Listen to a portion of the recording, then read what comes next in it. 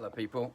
So, I might cop a bit of shit for this one. I had to think about it and my use of language.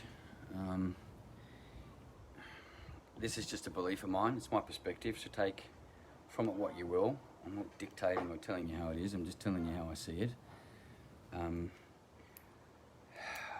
walk around shopping centres and I walk around and I feel just this general energy that we're all carrying at the moment about this pandemic, the fear, the confusion, and you've just got to scroll on social media if you've got any international friends to see basically what's happening to us as we're being torn apart.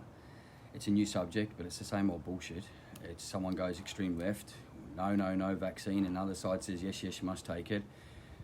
And then there's this big group in the middle who just shuts their mouth and watches like it's some sort of sideshow. And I've started to realise that group in the middle who's silent need a bit of a poke.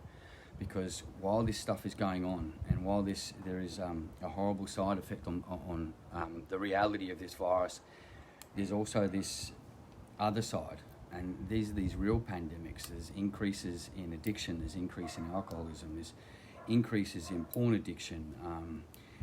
I can list them off, but what I'm trying to get at is this idea that the more fear that we're bombarded with, the more this message sinks into the very being of who we are, because it's insistent, it's every single day, it's everywhere you go. Someone's masked, someone's anti-mask. We're constantly fighting, and what's happening is we're becoming disconnected. We're scared, but because of the way society is conditioned to us, we're too scared to admit we're scared. So we walk around with our shoulders back and these lovely masks on our faces, pretending to be something that we're not. Now, there's no shame in being scared. There's more shame in hiding it and using something to mask that feeling. There's more shame in drinking more because you're scared. There's more shame in sitting at a computer and hiding from your family because you're scared. There's more shame in staying at work later because you're scared. There's more shame in all these other things, but yet we're focused on this pandemic. We're focused on figures and numbers and a virus that isn't really that tangible here in Australia. And I know for many people outside this country it is. So I'm not saying it doesn't exist. This isn't what this live is about. It's about the reality and side effects of what this pandemic is creating that we don't seem to be talking about. You hear the occasional story for 3 seconds about the increase in alcoholism, domestic violence, domestic abuse, and it goes away and we stop talking about it. Yet this is something that is affecting everyone every day, and no one wants to discuss it. So the purpose of my live today was just literally, as you know, if you're on and you read what I've written, is to discuss this idea of this hidden pandemic and discuss these array of tools, unhealthy tools that we're using to mask the feelings of fear and confusion about what's going on in the world. You know, I put one in there which I know is going to raise a lot of people's eyebrows, and it's one that I love to talk about because I think it's one of those almost hidden, I'm going to say addictions because I believe it is, but I mean many will say it isn't, and that's the gym.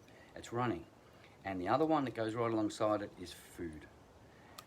We are using more and more of both of those because they're deemed relatively healthy to hide from our fear. Now, I can tell you right now that I'm doing a cleanse where I eat pretty much next to nothing. I'm on like day 7 at the moment.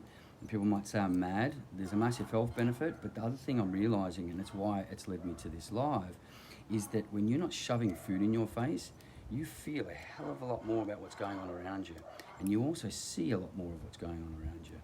And what I'm seeing and what I'm feeling is this massive disconnection, especially between men and their families. The pressure that is being put on them, rightly or not, because the bulk of that pressure, yes, they put on themselves, is destroying them. They're drinking more, they're trying to work harder, they're hiding from their families. They're going to disconnect from their children who need them the most, because without that leadership and without that stability within the home, it falls apart.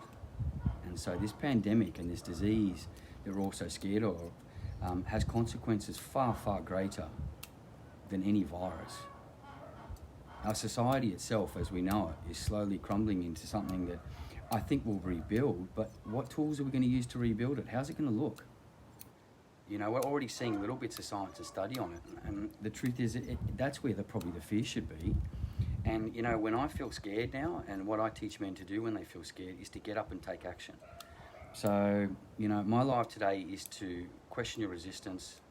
You know, the people who listen, who read, who scroll on Facebook incessantly, who feel and resonate with some of what goes on, but just have that fear to reach out and speak, ask questions, argue, debate.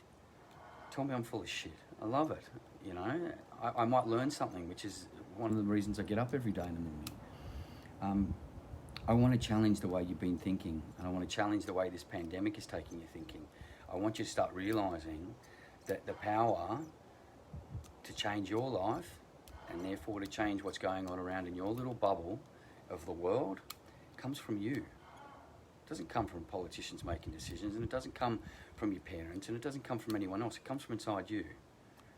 So if things are shit, and if the fear's too much, and if the confusion's bombarding, and if you're just really tired and confused about what's going on, you take action.